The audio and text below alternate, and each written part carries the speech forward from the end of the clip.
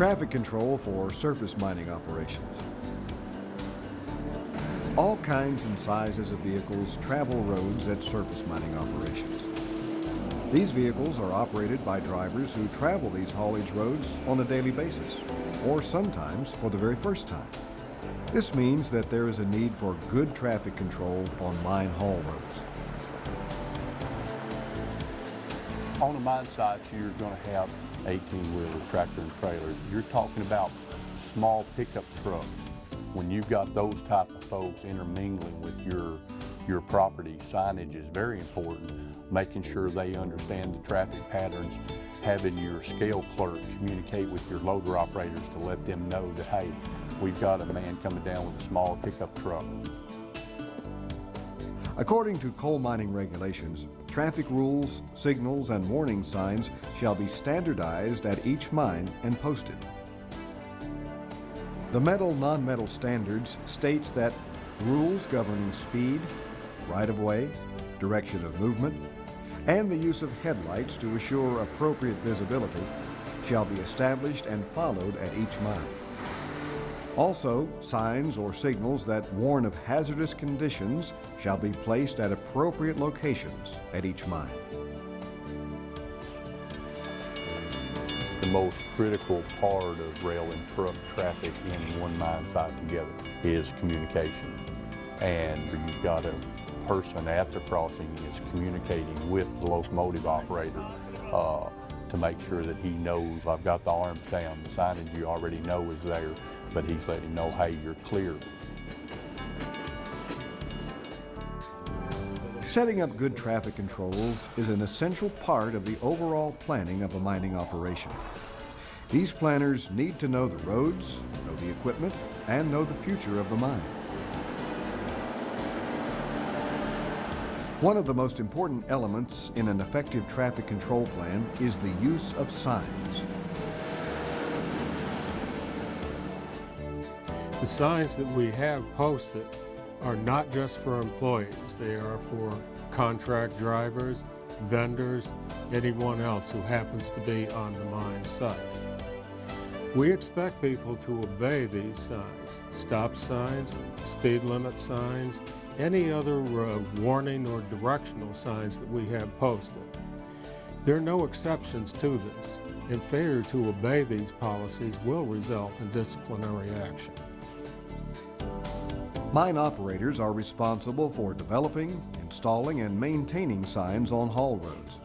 They need to carefully identify locations where signs might be needed by reviewing haulage safety procedures followed at the mine. Effective traffic control signs have certain common characteristics. They are understandable, legible, and visible to equipment operators in good and bad weather conditions, and especially at night. Where possible, sign format and design should follow standard public highway signs. Signs need to be similar in regard to size, shape, color, and lettering throughout the mine site. Signs can be permanent, or signs can be portable to meet changing conditions at the mine. Portable signs are used in areas where traffic patterns and road conditions change frequently and are usually placed close to the ground for stability. Some mining companies are using signs that depict international symbols for traffic control, and some operations use multi-language signs on their haul roads. When positioning signs, take into account the time it takes a driver to react to the sign and the mechanical characteristics, such as delay times and braking distances of the vehicles used at the mine. Signs need to be visible to all equipment operators of all sizes of equipment. Sign height, size, and lateral placement are important to ensure that signs are properly illuminated by vehicle headlights. Consider using reflective signs where necessary, especially if the mine operates either at night or in poor weather conditions. Clean signs as necessary. This keeps them visible, and evaluate signs periodically to make sure they are correct for the conditions they address. Anyone operating a vehicle on mine property needs to be aware of the traffic plan. They also need to know about potential haulage hazards and haulage safety procedures followed at the mine.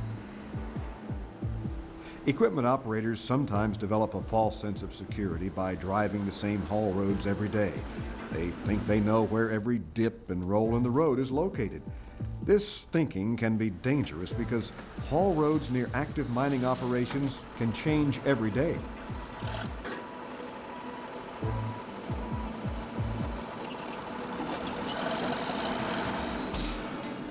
Drivers need to pay close attention to posted signs and to changes in the mine's traffic pattern. The most important thing when trucks come on our property is for them to be safe, follow all the safety rules that we have. They have to stay in their trucks when they're being loaded. If they trim their loads, they have to be in the designated area to trim their loads. An important part of traffic control is wearing your seatbelt. Seatbelt saves lives. Everybody knows it. I don't care if you're driving your personal vehicle, if you're driving a haulage truck, a dozer, or even a loader. Wear your seatbelt. It's a requirement. Some mines operate 12-hour shifts with 4 days on and 4 days off. So when you return to work after being off 4 days, you will find that the roads at your mine site have changed drastically. Shift foremen should use the first few minutes of the next work cycle to instruct operators of any changes in the mine's traffic pattern and/or road conditions. Hazard training must be provided to all persons who enter a mine site. It is mine-specific and requires that persons be trained on the hazards they may encounter at that particular mine. The greater the person's hazard exposure, the greater the scope of the training must be. You may provide site-specific hazard awareness training through the use of written hazard warnings or oral instruction for surface coal mines, and signs and posted warnings for metal non-metal mines. Also, walk-around training may be used. And we want to make sure that they're task trained to do pre-shift inspections, where they do a walk-around inspections, looking for the obvious things of cutting tires, leaks, backup alarms, emergency steering, 3 points of contact when you get up into the cab. Make sure you understand where all the controls are in it, wearing your seat belt, know how to call for an emergency if you have one. When a vendor comes on the property, we have to give them site-specific training, and everything that will really apply to what they're doing will be gone over in that training. And then we go back and check on them as they're out in the field working. If they're working on one of our pieces of equipment, you know, we'll go back and check on them during the day and make sure they're doing everything right. It is required that before operating new or modified equipment or performing a new task, miners must be task trained to do the work safely. This training is to be conducted at times or places where production is not the primary objective, or while under the direct and immediate supervision while production is in progress. A contractor entering the mine property needs to know that traffic patterns at some mines are different from the usual right-hand pattern used on highways. Notice how this sign gives advance warning of a traffic change up ahead. And now we see that we are to begin left-hand traffic. After making the switch in the traffic pattern, signs should be placed along the haul roads as reminders that traffic is to keep left.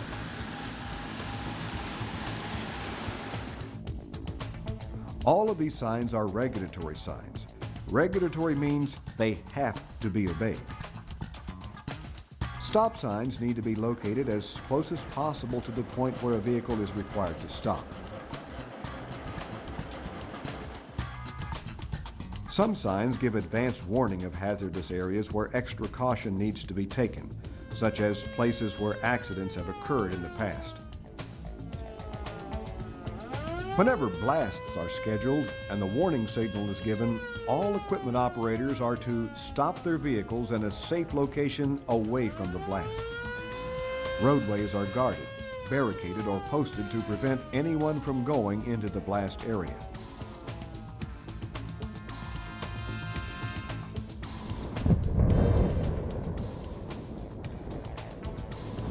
After the blast and the all clear signal is given, work can resume.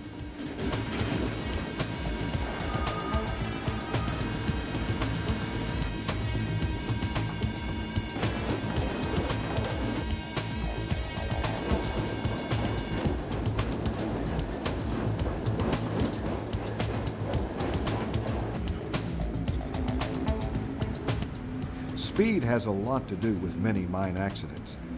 Speed limits are based on factors such as road conditions, grades, surface, visibility, curves, potential hazards, and the mechanical capabilities of haulage equipment used at the mine.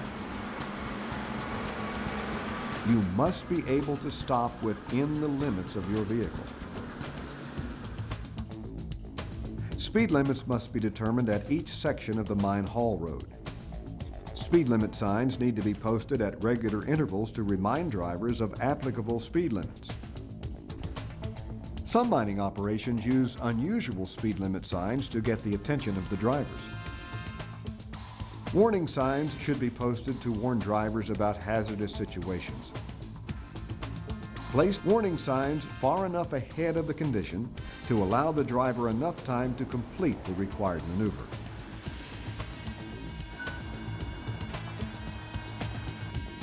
A do not enter sign is placed at the end of a one-way road to keep traffic from entering the roadway while traveling in the wrong direction. Wrong way signs should also be posted as an additional warning.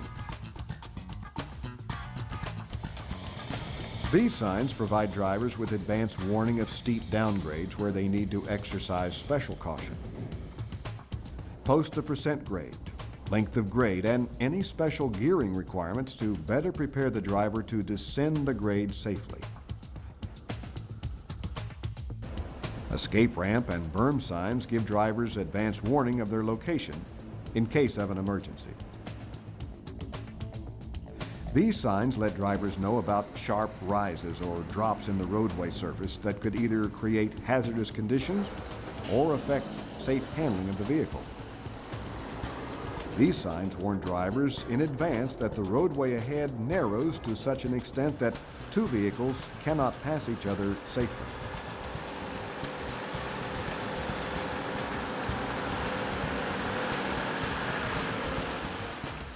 Communications on a mine site typically done through two-way radio, personal one-on-one contact, CB radios. You've also got telephones that we communicate with. The use of CB radios can alert drivers of approaching traffic, allowing them time to get to wide pull-off areas. We have up to 15 to 20 coal trucks haul here every day. Plus you have vendors coming and going, you have fuel deliveries, explosives deliveries. So you've got to be able to control your traffic on your road. We've got the CB channels. Everybody uses a CB radio here, so they need to know what channel everybody's on. We've got certain places the channel changes, and wherever that channel changes, we've got a sign posted. Like the main haul road is channel 25. It's posted when you come in on the property. Then it changes to channel 8 as you go on out toward the mine office. And then from there, it changes to channel 4 where the heavy equipment are working. So the coal trucks, the vendors all know to go to those special channels, and that way they know where approaching equipment is. And they know how to get around. They can holler for help if they need it. Leaving the property, reflectors on the right-hand side are all green. Coming back on the property, they're all gold. That way you know which direction you're going in a situation like fog or when it's dark and rainy. When you see gold, you know you're coming back into the property. So if your headlights hit green, you know you're leaving the property. We have signs posted where the road is too narrow to pass, and we have numbered all the curves, and along with named some of the curves. Truck drivers have their favorite names of curves. We decided to just go ahead and put the signs up to name the curves. You know, one of the curves is called rollover curve. So we're coming up the road, we hear rollover curve, and we know where they're at. We're ready for them when we meet them in that curve.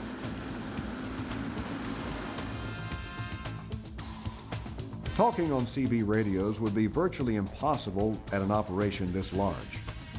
Computerized tracking systems are used to route the equipment more effectively. The drivers are informed of road and traffic conditions on the computer screen inside the truck cab. Well, I've only had the privilege of working for this company approximately 17 months, and they appear to care. They make that extra effort to keep their trucks up, and that makes the driver want to raise his standards and do better and raise possibly the quality of his driving.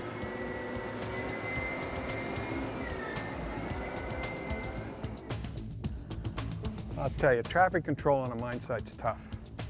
But the key that makes it work, I think, is enforcement. I mean, we could put up signs all over the place, but if we didn't enforce it, the workers would just ignore it. The ultimate goal at the end of the day is for everyone to go home safe. We want them to work and enjoy and make their living, but go home and have their family life also. You've had a safe shift and a productive shift. As you leave in your personal vehicle, obey the traffic signs posted at the mine, and also obey the signs posted on public highways. These regulations and laws were designed for everyone's safety. Obey them and live by them.